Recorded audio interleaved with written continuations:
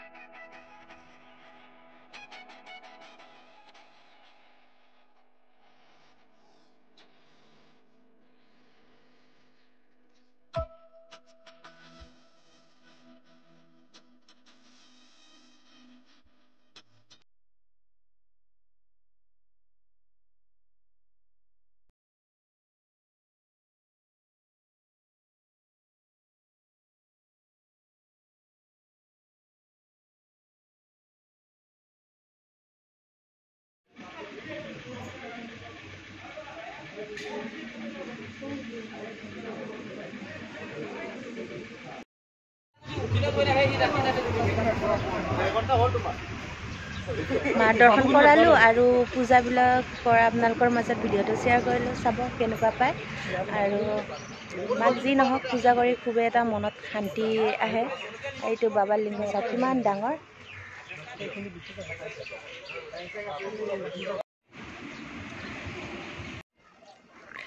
এইফালে মানুহ জ্বলাই আৰু এই চাওক এয়া জ্বলাই আছে, বেয়াও লাগে এইবোৰ দেখিলে। এইটো পুখুৰীটো দেখুৱাইছোঁ, এইটো চাওক। ভিডিঅ'টো যদি চাই ভাল পালে তেনেহ'লে প্লিজ লাইক এটা কৰিব আৰু এনেকৈ আৰু নতুন নতুন ভিডিঅ' চাবলৈ মোৰ চেনেলটো প্লিজ ছাবস্ক্ৰাইব কৰি দিব। আজিলৈ তেন্তে আপোনালোকক এৰিলোঁ আৰু এটা নতুন ভিডিঅ' লৈ আপোনালোকক পুনৰবাৰ লগ পাম। এয়া দেখিছে, তেনেহ'লে জয় মা কালী।